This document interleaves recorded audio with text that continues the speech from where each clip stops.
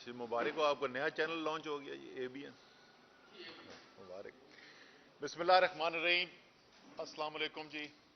آج ہم یہاں پر جمع ہوئے ہیں، جو بنیادی مقصد ہے جس کی وجہ سے آج ہم یہاں پہ جمع ہوئے ہیں وہ تو ایک رجسٹریشن ڈرائیو شروع کی جا رہی ہے تمام ہیلتھ کیئر ورکرز کی، نہ صرف ڈاکٹرز بٹ تمام ہیلتھ کیئر ورکرز کی رجسٹریشن ڈرائیو شروع کی جا رہی ہے انصاف ڈاکٹرز فورم کے لیے۔ تو اس کی شروع میں بات کریں گے، لیکن اس کے بعد جس ماحول کے اندر ہم یہ ڈرائیو شروع کر رہے ہیں اور ہیلتھ کیئر کے پروفیشنلز کو اس قافلے میں جوائن کرنے کے لیے، شامل ہونے کے لیے ہم کہہ رہے ہیں، اس کے اوپر بھی ذرا آج بات کریں گے۔ تو سب سے پہلے تو تمام جتنے بھی ہمارے ہیلتھ کیئر ورکرز ہیں پاکستان کے ہر کونے میں پھیلے ہوئے، اور جو اوورسیز پاکستانیز ہیں جو ہیلتھ کیئر کے شعبے سے منسلک ہیں، ان سب کو عمران خان صاحب دعوت دینا چاہتے ہیں کہ آ کر انصاف ڈاکٹرز فورم کا یہ حصہ بنے۔ ویسے مدیر آپ کو اس کا نام بھی ریوزٹ کرنا چاہیے، اس کا نام انصاف ہیلتھ کیئر فورم بنا دینا چاہیے instead of just doctors forum. تو انصاف ڈاکٹرز فورم کیا طریقہ کار ہے جی، کس طریقے سے آپ نے بننا ہے؟ بڑا سادہ سا ہے، انصاف ڈاٹ پی کے کی ویب سائٹ ہے، انصاف ڈاٹ پی کے کی ویب سائٹ پہ آپ جائیں گے، وہاں پہ آپ کو انصاف ڈاکٹرز فورم کی رجسٹریشن ڈرائیو کا لنک نظر آئے گا، اس پہ آپ نے اپنے آپ کو رجسٹر کرنا ہے اور آپ IDF کے ممبر بن جائیں گے۔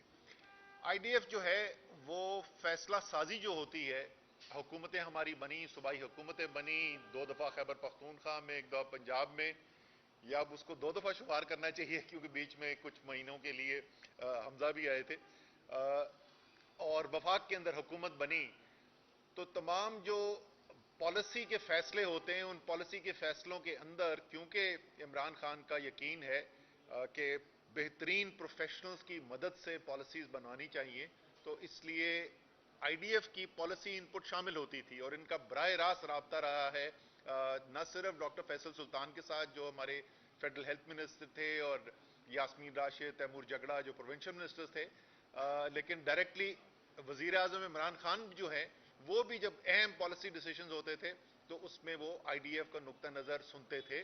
تو اس لیے یہ آپ کے پاس ایک بہترین موقع ہے کہ ایسے فورم پہ آنے کا جہاں سے آپ اپنی جو نالج ہے، اپنی قابلیت، سکلز جو آپ نے جو ہنر حاصل کیا ہے، جو تجربہ ہے آپ کا، اس کو استعمال کر کے ملک کی بہتری کے لیے فیصلہ سازی کے اندر اپنی انپٹ پرووائڈ کر سکیں۔ اور یہ کس وقت پہ آپ کو یہ دعوت دی جا رہی ہے، خصوصی دعوت آج یہ اور زیادہ اہم کیوں ہے؟ کیونکہ ملک کے ہر طبقے کے لیے اس وقت یہ سمجھنے کی ضرورت ہے کہ پاکستان جو ہم کہتے ہیں نا نازک وقت سے گزر رہا ہے، نازک وقت سے نہیں گزر رہا ہے، انشاءاللہ تعالی وقت تو مضبوط ہوگا، لیکن تاریخ ساز وقت سے ضرور گزر رہا ہے، اور اس وقت پاکستان بالکل واضح دورائے پہ کھڑا ہوا ہے، اور یہ سفر جو ہے وہ پچھلے چند ماہ سے جاری تھا، اور اب بالکل تقریباً وہاں پر بات آ گئی ہے کہ میرے خیال میں یہ جو ہفتہ ہے، یہ ہفتہ جس میں ہم بیٹھے میں، اور زیادہ سے زیادہ اگلے ہفتے جو ہے پاکستان کے مستقبل کی سمت کا تعین ہونے والا ہے۔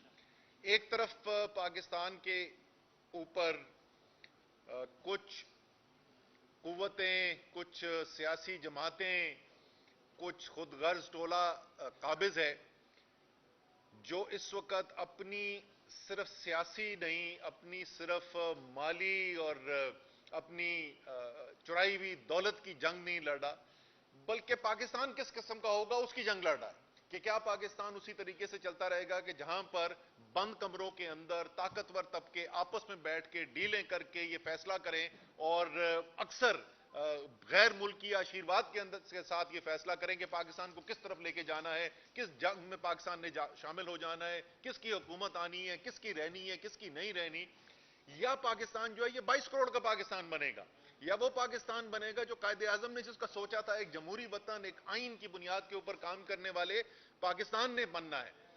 اور اس وقت جو 22 کروڑ ہیں وہ تو فیصلہ کر بیٹھے، اس میں تو کسی کو کوئی شک نہیں ہونا چاہیے کہ 22 کروڑ پرانی تنخواہ پر نوکری کرنے کو تیار نہیں ہے، اور یہ فیصلہ ہو چکا ہے کہ اب جو ہم نے ملک کو چلانا ہے وہ آئین کی بنیاد پہ چلانا ہے، وہ جمہوریت کی بنیاد پہ چلانا ہے، اور یہی وہ خوف ہے جو نظر آ رہا ہے کہ قوم فیصلہ کر کے بیٹھ گئی ہے، یہی وہ خوف ہے جس کی وجہ سے آج کل آپ کو ایسے ایسے اقدامات نظر آ رہے ہوں گے جس سے پریشانی بھی آپ کو ہوتی ہوگی.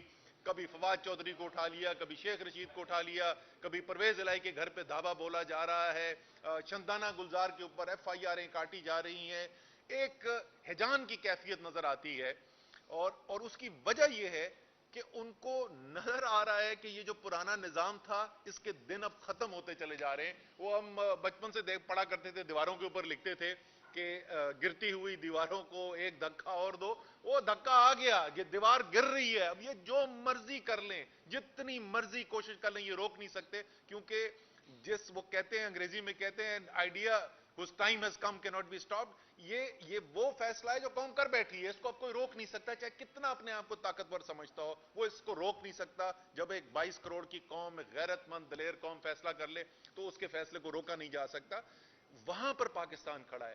ہر طبقے کو اس جدوجہد کے اندر شامل ہونے کی ضرورت ہے. یہ جنگ کسی سیاسی پارٹی کی نہیں ہے، کسی سیاسی لیڈر کی نہیں ہے، کسی ایک شخص کی نہیں ہے، یہ کوئی ذاتی مفاد کے لیے نہیں ہے، یہ قوم کی جنگ ہے. یہ آپ کی، میری، جو میری عمر کے لوگ ہیں ان کے بچوں کی جنگ ہے. تو اس کے اندر آپ کا حصہ لینا، اور ہر طریقے سے ہر شخص جو ہے اس کو ایک ہی طریقہ کار نہیں ہے اس کو اس تحریک کے اندر شامل ہونے کا، اس آزادی کی جنگ کے اندر حصہ لینے کا. اگر آپ شعبے کے اندر مہارت رکھتے ہیں تو یہ جنگ تو جیسے میں نے کہا یہ تو پاکستان کی قوم نے جیتنی ہے، پاکستان کی عوام نے جیتنی ہے، تو لکھ دیا جا چکا ہے، اس کی تو فکر نہیں ہونی چاہیے. لیکن آگے پھر پاکستان کو واپس پیروں پہ بھی تو کھڑا کرنا ہے نا. واپس جو اس وقت زخمی قوم ہے اس کے زخم بھی تو بھر رہے ہیں نا. تو ہر شعبے کے اندر بشمول ہیلتھ کیئر کے شعبے کے ہمیں ضرورت ہے کہ پاکستان کے وہ لوگ جو دل میں رکھتے ہیں، پاکستان کی لگن رکھتے ہیں، پاکستان کے لیے کی بہتری دیکھنا چاہتے ہیں، جنہوں نے اپنا مستقبل پاکستان کو بنایا ہوا ہے، وہ سب مل کر اس کاوش کے اندر حصہ لیں. آخری حصہ جس کی میں بات کروں گا وہ ہے اس وقت معیشت کی صورتحال. اس وقت آئی ایم ایف کا مشن یہاں پر آیا ہوا ہے اور آئی ایم ایف کے ساتھ حکومت کے مذاکرات چل رہے ہیں. اور جیسے اس حکومت کی باقی تمام چیزیں ہوتی ہیں، جھوٹ کے پاؤں نہیں ہوتے، تو اسی طریقے سے یہ پورا آئی ایم ایف کا جو معاملہ ہے اس کے اوپر ایک عجیب و غریب آج کل ہم ٹیلی ویژن کے اوپر کہانیاں سنتے ہیں. ذرا سا واپس یاد دلا دیں کہ پاکستان جو ہے جس وقت حکومت عمران خان کی ختم ہوئی، جس وقت بیرونی مداخلت کی بنیاد کے اوپر ایک رجیم چینج آپریشن کیا گیا اور اس رجیم چینج آپریشن کے لیے عدم اعتماد کا ووٹ لایا گیا، تو اس وقت 7th review I am F کا چل رہا تھا. اس کے بعد اس کے حتمی سٹیجز کے اندر تھا جس کے اندر بات چیت جاری تھی. عمران خان کا یہ کی خواہش تھی کہ پاکستان کے عوام کو عالمی منڈی کے اندر تیل کی قیمتیں بہت زیادہ بڑھ گئی تھیں، اس کے اثر سے بچایا جا سکے جب تک کہ وہ قیمتیں واپس نیچے نہیں آ جاتی. اور تمام ایکسپرٹس یہ کہہ رہے تھے، ماہرین کہہ رہے تھے کہ چند ماہ کے اندر قیمتیں نیچے آ جائیں گی. اور جیسا کہ ہوا، جو تیل $120 پہ پہنچا ہوا تھا وہ $80 تک واپس آیا. اس وقت $40 اس کے اندر کمی ہو چکی ہے. تو انہوں نے کہا کہ اس عرصے کے اندر اپنی عوام پر بوجھ ڈالنے کے بجائے ہم اور کچھ اخراجات میں کمی کرتے ہیں اور اس پیسے سے سبسڈی دیتے ہیں. یہ واحد چیز تھی جس کے اوپر آئی ایم ایف کے ساتھ بات چیت چل رہی تھی. ان کی حکومت آئی. حکومت آنے کے بعد ایک دن یہ کہتے تھے کہ ہم جو کرنے جا رہے ہیں ہم کیا کریں، ہمارے تو ہاتھ بندھے میں، یہ عمران خان کا معاہدہ تھا. پھر اگلے دن وہ کہتے تھے انہوں نے آئی ایم ایف کے معاہدے جو ہے اس کی خلاف ورزی کی، اس لیے آئی ایم ایف کے ساتھ معاہدہ نہیں تھا. پہلے تو یہ کچھ 6 ہفتے 8 ہفتے یہی تماشا چلتا رہا، روز ان کا بیان بدلتا رہا. آخر کار ستمبر کے مہینے میں آ کر ان کا معاہدہ آئی ایم ایف کے ساتھ ہو گیا. اور ستمبر کے مہینے کا مطلب کہ عمران خان کی حکومت ختم ہوئے 5 ماہ گزر چکے تھے. تو ظاہر ہے یہ اس حکومت کا سائن کیا ہوا، ان کے دستخط شدہ معاہدہ ہوا. اس کے اوپر پہلے پیسے بھی ریلیز ہو گئے، پاکستان کو پیسے ملے. اس کے بعد کیونکہ اسحاق ڈار جو ہیں وہ چاہتے تھے، ان کی شدید خواہش تھی کہ مفتاح اسماعیل کو ان کی کرسی سے ہٹایا جائے، تو انہوں نے کہا کہ یہ تو تباہ ہو گئے اور برباد ہو گئے. مفتاح نے پاکستان کی معیشت کو تباہ برباد کر دیا اور یہ آئی ایم ایف کے سامنے لیٹ گیا اور میں بہت ببر شیر ہوں اور میں آ کے جو ہے نا وہ سب سنبھال لوں گا اور آئی ایم ایف کو میں دیکھ لوں گا. یہ ان کے الفاظ تھے، دیکھ لوں گا، میں اپنی زبان میں بات کروں گا. تو وہ آگے انہوں نے اپنی زبان میں جو بات کرنی شروع کی، وہ معاہدہ جو ہے وہ پھر رک گیا. اب زر مبادلہ کے ذخائر گرتے چلے جا رہے ہیں. مہنگائی پاکستان کی تاریخ کی بدترین مہنگائی سے ہم گزر رہے ہیں. हजारों कारोबार बंद हो चुके हैं, लाखों लोग बेरोजगार हो चुके हैं। ये आपस की इनकी लड़ाई खत्म नहीं होती, और जब बिल्कुल हाथ से इनके मामलात निकल गए हैं तो अब इन्होंने फिर कहना शुरू कर दिया कि वो इमरान खान का मुआहदा था। ओ भाई, इमरान खान का मुआहदा था तो ये आप मुज़ाकरात कर किससे रहे हैं? ये आईएमएफ की टीम यहां पे क्यों आई हुई है? वो यहां पे उनको किसी ने बताया था कि इस्लामाबाद का मौसम बहुत अच्छा है, जो वाकई में है बहुत अच्छा, लेकिन मेरे ख्याल में इस्लामाबाद का अच्छा मौसम एंजॉय करने के लिए नहीं आए हुए। आईएमएफ की टीम यहां पे आई हुई है हुकूमत के साथ मुआहदे की नेगोशिएशंस करने के लिए। तो अगर मुआहदा पुराना इमरान खान का, तो नेगोशिएशन हो किस बात पे रही है? तो खुदा का वास्ता झूठ बोलना छोड़ दें। ये आपको भी पता है, सारी कौम को पता है, आपके बस की बात नहीं है इस मुल्क को इस मुश्किल वक्त से निकालना। इस मुश्किल वक्त में डाला आपने है, और जिसने डाला वो मुश्किल वक्त के अंदर, तो उसने क्या मुश्किल वक्त से निकालना है। तो इसलिए आप इससे अब तक जितना अवाम के ऊपर जुल्म कर चुके हैं और अपनी सियासत तबाह बर्बाद कर चुके हैं, खुदा का वास्ता अब ये जो बातें आपने टेलीविजन पे शुरू की हैं, खुल्लम खुल्ला आइन तोड़ने की धमकियां जो आप दे रहे हैं कि 90 दिन के अंदर इंतखाबात नहीं कराएंगे, अब अपने आप को आर्टिकल 6 की जद में लाकर अपने लिए और मुसीबतें न खड़ी करें। मुझे यकीन है पाकिस्तान की अदलिया आइन की दिफा करेगी, और लाहौर हाई कोर्ट और पेशावर हाई कोर्ट के अंदर केसेस हैं, मुझे यकीन है कि उनका फैसला एक फैसला चल सकता है। लाहौर हाई कोर्ट में तो ऑर्डर्स के अंदर बिल्कुल वाजे लिख दिया, हर सूरत में इलेक्शन 90 दिन के अंदर अंदर होना है। तो इलेक्शन की तैयारी करें। हमें पता है कि आपको मार इस दफा इंशाअल्लाह ताला पाकिस्तान की कौम से बेतहाशा पड़नी है, जो आपने मुल्क के साथ किया है, लेकिन उसके बावजूद आपके पास और कोई रास्ता नहीं है। तो इसलिए आइन तोड़ने की बातें छोड़ दें और इलेक्शन की तैयारी करें, मैदान के अंदर आए। तो बहुत बहुत शुक्रिया। सर, इलेक्शन ना होने की वजह से माशी सूरत हाल खराब है। ये ऐसा नहीं है कि माशी सूरत हाल जो है वो खुद ब खुद खराब हो गई। दो मुख्तलिफ किस्म के वजूहात होती हैं जिनकी वजह से माशी सूरत हाल खराब हो सकती है। या तो कुदरती आफात आती हैं, या कोई बैरूनी ऐसी सूरत हाल पैदा हो जाती है जिसके अंदर एक अच्छी भली चलती हुई मईशत जो है वो खराबी का शिकार हो जाती है। यहां पर आपकी मईशत जो है वो 6% से उसमें इजाफा हो रहा था, आपकी सनतों के अंदर 12% का इजाफा हो रहा था, आपकी ज़राअत के अंदर 5 में से 4 फसलों में रिकॉर्ड फसलें हो रही थी, आपकी आईटी की एक्सपोर्ट जो है वो 35% एक साल, 43% एक साल उनमें इजाफा हो रहा था, आपकी तरसीलात ज़र के अंदर तेजी से इजाफा हो रहा था, आपकी बरामदात के अंदर तेजी से इजाफा हो रहा था। खराबी आई जिस वक्त आपने सियासत के अंदर इंतशार पैदा किया, बैरूनी मुदाखलत हुई, रिजीम चेंज ऑपरेशन हुआ। तो जो खराबी सियासत से पैदा हुई है वो सियासी मामला ठीक किए बगैर कभी भी ठीक नहीं हो सकती। आप मजीद खाई में गिरते चले जाएंगे। सो इलेक्शन वाहिद हल है।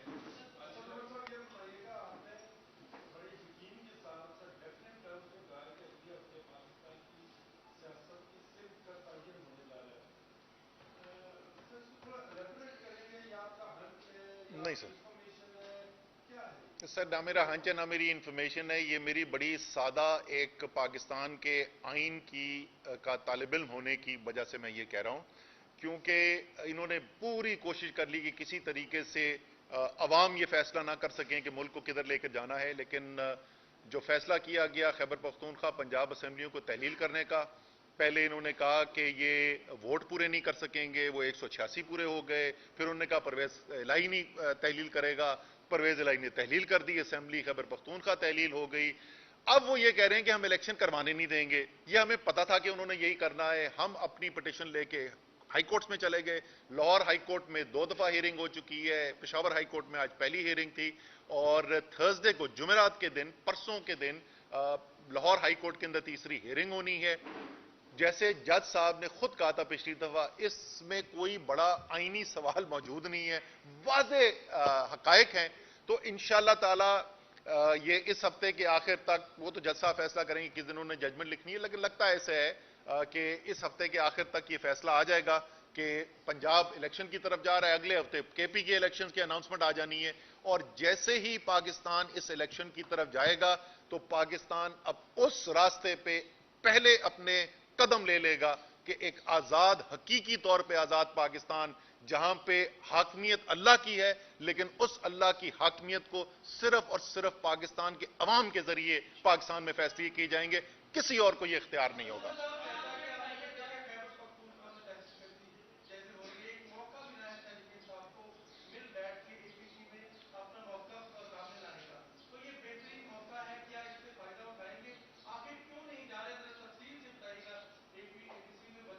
اچھا, پہلے تو ان سے بولیں امپورٹڈ گورنمنٹ سے کہ ایک فیصلہ کر لیں کہ ہم دہشت گرد ہیں یا نہیں ہیں. ہم ساری جو لیڈرشپ ہے تحریک انصاف کی, تمام تحریک انصاف کی لیڈرشپ کے اوپر آپ نے کاٹے میں دہشت گردی کے پرچے, اور آپ کہہ رہے ہیں دہشت گردوں کو انوائٹ کر رہے ہیں کہ آ کر, اور وہ بھی انویٹیشن کوئی کاغذ میں نہیں ہے. یہ سینٹرل آفس ہے, میں نے یہاں پورا آفس چیک کروا لیا بھائی, کہیں پہ کوئی آپ کو انویٹیشن نظر آیا؟ کہیں نہیں نظر آیا. یہ ٹی وی کے بیانات ہیں صرف. آپ کہہ رہے ہیں کہ دہشت گردوں کو بلا کے ہم یہ پتا کریں گے کہ دہشت گردی کیسے روکی جا سکتی ہے. میں آپ کو بتاتا ہوں دہشت گردی اس وقت پاکستان میں دو لوگ کر رہے ہیں. ایک ہے وہ دہشت گرد جو اس وقت خاص طور پہ خیبر پختونخوا کے صوبے کے اندر دہشت گردی کے واقعات کے اندر ملوث ہے, اور دوسرے دہشت گرد وہ ہیں جو آئین قانون کو توڑ کر اعظم سواتی پر ظلم کر رہے ہیں, شہباز گل کے اوپر ظلم کر رہے ہیں, فواد چودھری کے چہرے کے اوپر کپڑے ڈال کے ہتھکڑیاں لگا کے کورٹ میں لے کے آ رہے ہیں, شیخ رشید کو غیر قانونی طور پر اٹھا رہے ہیں. تو جناب دہشت گردی اگر آپ نے ٹھیک کرنی ہے تو سب سے پہلے یہ دہشت گرد جو اس وقت حکومتی نظام چلا رہے ہیں, سب سے پہلے تو ان کو اس نظام پہ سے اتارے نا, پھر دوسرے جو دہشت گرد ہیں ان سے بھی مقابلہ کیا جائے گا. اور اس صرف یاد دلانے کے لیے کہ 3.5 سال عمران خان کے ہوتے ہوئے نہ کوئی ڈرون حملے ہو رہے تھے, نہ بڑی دہشت گردی کی وارداتیں ہو رہی تھیں, ملک کے اندر امن تھا اور ملک خوشحالی کی طرف جا رہا تھا. جی